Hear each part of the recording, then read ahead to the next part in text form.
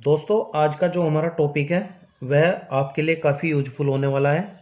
मेरे पास एक सब्सक्राइबर की कमेंट आई थी कि सर हम अलग अलग रूम में रेंट पर रहते हैं और वहाँ पर एक ही समरसेबिल या एक ही पानी की मोटर है, जिससे हमें पता नहीं चल पाता कि हमने अपने घर में कितना पानी यूज किया है और हमें इलेक्ट्रिसिटी बिल देने में परेशानी होती है। तो दोस्तों आज इसी समस्या का समाधान मैं बहुत ही कम खर्च में आपको बताने वाला हूँ।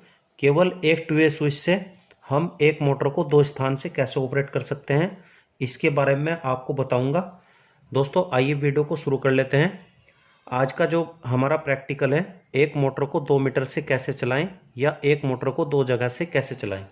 दोस्तों सबसे पहले हम इसके डायग्राम को समझ लेते हैं, उसके बाद मैं आपको इसका प्रैक्टिकल कराऊंगा। दोस्तों सभी कनेक्शन समझाने से पहले मैं यहाँ पर एक बात क्लियर कर देता हूँ। जो पहले के मीटर आते थे उनसे जो आउटपुट न्यूट्रल और फेस निकलती थी, उनको दोनों वायर को हमें लोड से कनेक्ट करना होता था, तभी मीटर सही रीडिंग देता था। लेकिन दोस्तों अब ऐसा नहीं है। अब जो मीटर आते हैं उनमें न्यूट्रल वायर को कॉमन कर दिया गया है। यदि हम न्यूट्रल वायर को इनपुट या आउटपुट किधर से भी कनेक्ट कर दें तो इससे कोई फर्क पड़ने वाला नहीं है। केवल हमें फेज वायर को मीटर से निकलने वाली आउटपुट के लोड से कनेक्ट करना है। दोस्तों एक बार मैं आपको इसके कनेक्शन बता देता हूँ, उसके बाद मैं आपको बताऊंगा कि यह वर्क किस तरह करेगा। दोस्तों यहाँ से मेन मीटर से आउटपुट सप्लाई आई है जो कि एमसीबी के अंदर जाएगी, और जो एमसीबी से आउटपुट निकलेगी वह मीटर के इनपुट में जाएगी।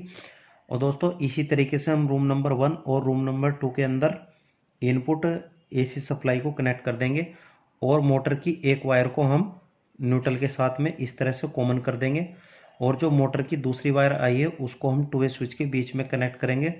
दोस्तों जैसे कि हम दो अलग अलग रूम में रहते हैं तो रूम के बाहर हमें बीच में एक टू वे स्विच लगाना होता है जो कि हमें नज़दीक पड़े दोनों रूम के बीच में। और रूम नंबर 1 के अंदर हम एक इस तरह से स्विच लगाएंगे और रूम नंबर 2 के अंदर एक स्विच लगाएंगे। दोस्तों यहाँ पर आपको विशेष ध्यान यह रखना है कि यदि हमें रूम नंबर 1 से मोटर चलानी है तो केवल हम रूम नंबर 1 का ही स्विच ऑन करेंगे, रूम नंबर 2 का स्विच हमें ऑफ रखना होगा। और यदि हम रूम नंबर 2 से मोटर को चलाना चाहते हैं तो हमें रूम नंबर 1 का स्विच ऑफ रखना होगा। यदि हम रूम नंबर 1 का स्विच ऑन करते हैं और इस टू वे स्विच को हम ऑफ कर देते हैं तो कनेक्टिविटी इस तरह से जाएगी और हमारी मोटर चालू हो जाएगी। और यदि हमारा ये स्विच ऑफ है और ये स्विच भी हमारा इस तरह से ऑन है तो यहाँ से इसका कोई संबंध नहीं रहा, तो इस प्रकार से रूम नंबर 2 पर कोई लोड नहीं आएगा और उसका कोई किसी प्रकार का इलेक्ट्रिसिटी बिल नहीं आएगा। और यदि हम रूम नंबर 2 से मोटर को चलाना चाहते हैं तो हम ये स्विच ऑन करेंगे और टू वे स्विच को नीचे की ओर ऑन करेंगे तो हमारी मोटर रूम नंबर 2 से चालू हो जाएगी, रूम नंबर 1 से किसी प्रकार की कोई कनेक्टिविटी नहीं रहेगी। इस तरीके से हम एक मोटर को दो स्थान से ऑपरेट कर सकते हैं। दोस्तों जब हम रेंट पर रहते हैं तो हमें इस चीज़ का ध्यान अपने आप ही रखना होता है। दोस्तों यदि हम दोनों स्विच को ऑन छोड़ देते हैं और रूम का लॉक लगाकर बाहर चले जाते हैं तो इसको मकान मालिक यूज कर सकता है आसानी से। तो इस बात का आपको विशेष ध्यान रखना होगा, जब भी आप रूम के बाहर जाएं तो अपने स्विच को ऑफ करके जाएं ताकि इलेक्ट्रिसिटी बिल आपके मीटर में ना चढ़े। यदि हम दोनों स्विच को ऑफ कर दें मोटर को कोई भी व्यक्ति यूज नहीं कर सकता, इसलिए हमें रूम के अंदर दोनों स्विच ऑफ करने होंगे और उसके बाद ही हम लॉक लगा कर जाएं। दोस्तों मैंने यहाँ पर एक एक पॉइंट क्लियर कर दिया है।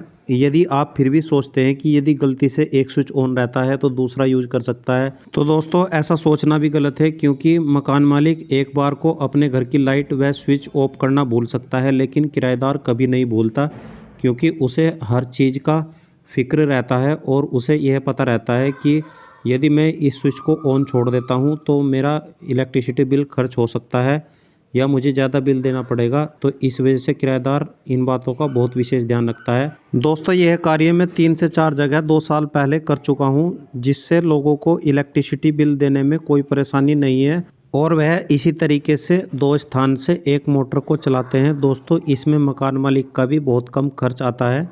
दोस्तों हम चेंज ओवर के द्वारा भी यह कनेक्शन कर सकते हैं, लेकिन चेंज ओवर 600 से 700 रुपये की रेंज में आता है, जो कि हमें या तो रूम के बाहर बीच में लगाना पड़ेगा या फिर अलग अलग रूम में एक एक चेंज ओवर लगाना पड़ेगा, जिससे हम इस तरीके से मोटर को ऑपरेट कर सकते हैं, लेकिन उसमें काफ़ी खर्चा आ जाएगा।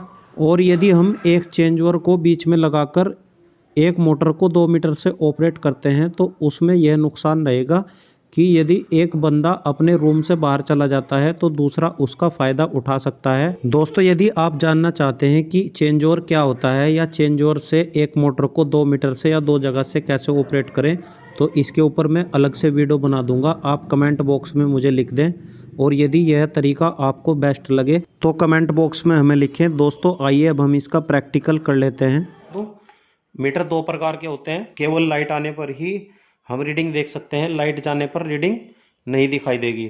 वो होते हैं डिजिटल मीटर। और जो एनालॉग मीटर होते हैं, लाइट जाने पर भी हम उनके अंदर रीडिंग को देख सकते हैं। यहाँ पर मैंने एक स्विच बोर्ड ले लिया है, जिसमें बीच में एक 2 वे स्विच और दोनों साइड 1 वे स्विच लगा हुआ है। और यहाँ पर मैंने एक लैंप लिया है, जिसको मैं मोटर के स्थान पर यूज करूँगा। क्योंकि दोस्तों, जैसे हम मोटर को AC सप्लाई, न्यूट्रल फेस की सप्लाई देते हैं, इसी तरीके से मैं इस लैंप को दूंगा। दोस्तों, मैंने यहाँ पर एक स्क्रू ड्राइवर, 2 मीटर, कुछ वायर के टुकड़े और 2 MCB ली है, जिसको मैं मेन स्विच के रूप में यूज करूँगा। आइए दोस्तों, अब हम कनेक्शन शुरू कर लेते हैं। मैं सबसे पहले यहाँ पर न्यूट्रल और फेज की वायर लूँगा। फेज वायर के साथ में एक एक्स्ट्रा वायर ऐड करके मैं पहले मीटर के इनपुट में कनेक्ट कर दूंगा। इसी तरीके से मैं न्यूट्रल वायर लूँगा और उसके साथ में एक वायर ऐड करके मीटर के सेकंड टर्मिनल में कनेक्ट कर दूंगा। अब जो हमने पहले मीटर के अंदर डबल वायर ऐड की थी, उसकी एक एक वायर को मैं दूसरे मीटर में ऐड कर दूंगा।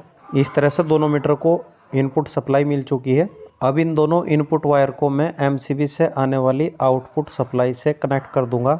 दोस्तों, हमने यहाँ पर न्यूट्रल और फेस को MCB से आने वाली आउटपुट सप्लाई से कनेक्ट कर दिया है। अब हम एक रेड कलर का वायर का टुकड़ा लेंगे, जिसको हम पहले मीटर के आउटपुट में कनेक्ट कर देंगे और उसके दूसरे सिरे को हम पहले स्विच में कनेक्ट कर देंगे। इसी तरीके से हम दूसरी वायर का टुकड़ा लेंगे, उसको दूसरे मीटर के आउटपुट में कनेक्ट कर देंगे और वायर के दूसरे सिरे को हम दूसरे स्विच में कनेक्ट कर देंगे। अब हम एक पीले कलर की वायर का टुकड़ा लेंगे, जिसका एक सिरा हम 2 वे स्विच के ऊपर की ओर कनेक्ट कर देंगे और जिसका दूसरा सिरा हम पहले स्विच के ऊपर की ओर कनेक्ट कर देंगे। इसी तरीके से हम दूसरी वायर का टुकड़ा लेंगे, जिसका एक सिरा हम दूसरे स्विच के ऊपर की ओर कनेक्ट कर देंगे और जिसका दूसरा सिरा हम 2 वे स्विच के नीचे की ओर कनेक्ट कर देंगे। अब हम लैंप की एक वायर लेंगे, जिसको हम 2 वे स्विच के बीच में कनेक्ट कर देंगे। अब जो हमारे पास लैंप की दूसरी वायर बची है, उसको हम न्यूट्रल की सप्लाई देंगे। दोस्तों, इसको हम डायरेक्ट MCB से कनेक्ट कर देंगे या हम इनको मीटर से भी कनेक्ट कर सकते हैं, क्योंकि जैसा कि मैंने डायग्राम के माध्यम से आपको समझाया था कि न्यूट्रल को हम इनपुट या आउटपुट कहीं से भी कनेक्ट कर सकते हैं, जिसका मीटर पर कोई प्रभाव पड़ने वाला नहीं है। अब मैं आपको एक बार फाइनल कनेक्शन रिपीट कर देता हूँ। दोस्तों, ये न्यूट्रल और फेस मीटर के अंदर आउटपुट गई है, दोनों मीटर के अंदर, और जो मीटर से एक वायर आई है ये स्विच बोर्ड में जाएगी। मान लें यहाँ से 2 वायर निकलेगी, स्विच बोर्ड में जाएंगी, तो स्विच बोर्ड से ही हम ये फेस ले सकते हैं इस तरह से। और हमें अपने रूम के अंदर एक स्विच लगाना होगा इसकी, जहाँ पर हम इस तरह से कनेक्शन करेंगे। इसी तरीके से हम एक स्विच दूसरे रूम के अंदर लगाएंगे और बीच में हम एक 2 वे स्विच लगा देंगे बाहर। और ये स्विच जो लगाएंगे ये रूम के अंदर लगेंगे, ताकि हम अपने कमरे का स्विच ऑफ करके ताला बंद करके जा सकें, तो कोई दूसरा हमारे मीटर से पानी यूज ना कर सके। ये हमने जो समरसेबल की एक वायर ली है, इनपुट वायर, इसी इनपुट वायर को हम 2 वे स्विच के बीच में कनेक्ट करेंगे। इसी तरीके से हम दोनों रूम से एक एक हाफ वायर डालेंगे, जो कि 2 वे स्विच के नीचे की ओर 2 वे स्विच के ऊपर की ओर कनेक्ट करेंगे, जो रूम नंबर 1 और रूम नंबर 2 की होगी। और यहाँ से जो न्यूट्रल और फेस वायर जाएगी वो रूम के अंदर जाएगी, रूम नंबर 1 के अंदर जाएगी, रूम नंबर 2 के अंदर जाएगी। मैं यहाँ पर मेन स्विच ऑन कर देता हूँ।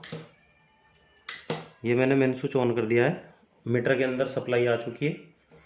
यदि मैं 2 वे स्विच ऑन ऑफ करता हूँ कोई फ़र्क नहीं पड़ने वाला, क्योंकि इस समय दोनों स्विच ऑफ है। और यदि मैं शुरू का स्विच ऑन करता हूँ रूम नंबर 1 का और इस 2 वे स्विच को भी ऑन करता हूँ, तो हमारी मोटर चालू हो जाएगी। और यदि मैं इसको ऑफ करता हूँ तो मोटर बंद हो जाएगी।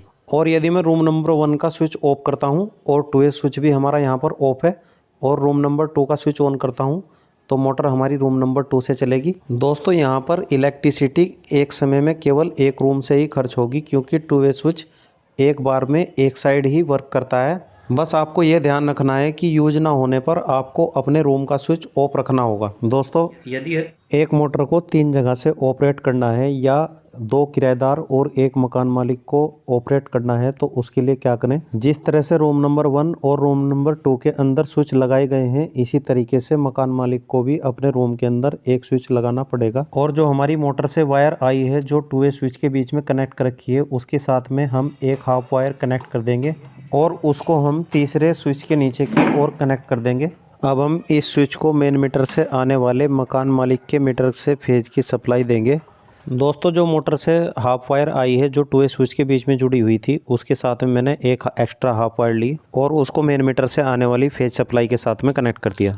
यदि मैं इस स्विच को ऑन करता हूं तो हम इस स्विच से अपनी मोटर को यूज कर सकते हैं। दोस्तों, यह स्विच मकान मालिक के रूम में लगेगा।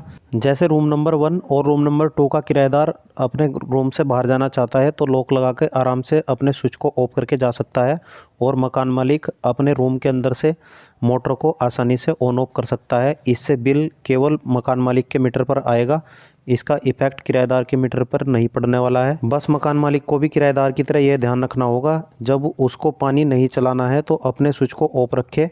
यदि मकान मालिक अपने स्विच को ऑन रखता है तो बिल मकान मालिक की तरफ जाएगा। यदि रूम नंबर 2 का किराएदार अपने स्विच को ऑन रखता है तो बिल रूम नंबर 2 पर जाएगा और यदि रूम नंबर 1 का किराएदार अपने स्विच को ऑन रखता है तो बिल रूम नंबर 1 पर जाएगा। दोस्तों, आज की वीडियो में बस इतना ही। हमारे द्वारा दी गई जानकारी आपको कैसी लगी कमेंट बॉक्स में हमें लिखें। यदि आपको कोई कन्फ्यूजन है तो तब भी कमेंट बॉक्स में हमें बताएं, मैं आपकी समस्या का समाधान करूंगा। दोस्तों, ये हमारा 10वां प्रैक्टिकल था जो कि आखिरी प्रैक्टिकल था। इसके बाद मैं अलग से प्रैक्टिकल कराऊंगा अलग टॉपिक पर। दोस्तों, हमारे 9 प्रैक्टिकल यहाँ पर पहले से कंप्लीट हो चुके हैं, जो कि 2 वे switch connection, tube light connection, intermediate switch connection, series connection, गोदाम वायरिंग कनेक्शन, सुरंग wiring connection, hostel wiring connection, house wiring connection, doorbell घंटी के कनेक्शन के थे। दोस्तों, जिसने हमारे पिछले प्रैक्टिकल की वीडियो ना देखी हो, वीडियो का लिंक मैं डिस्क्रिप्शन में दे दूंगा, आप वहां पर सभी प्रैक्टिकल को देख सकते हैं। दोस्तों, यदि आप हमारे चैनल पर नए हैं, चैनल को सब्सक्राइब करें और साथ साथ बेल आइकन प्रेस करके नोटिफिकेशन ऑल पर क्लिक करें ताकि हमारी सभी वीडियो का अपडेट सबसे पहले आपको मिलता रहे। दोस्तों, वीडियो को लाइक करें, कमेंट करें, शेयर करें ताकि औरों को भी जानकारी मिल सके और जो न्यू इलेक्ट्रीशियन है वह लोग घरों में कार्य करके अच्छे पैसे कमा सकते हैं। दोस्तों, मिलते हैं नेक्स्ट वीडियो में एक नई जानकारी के साथ।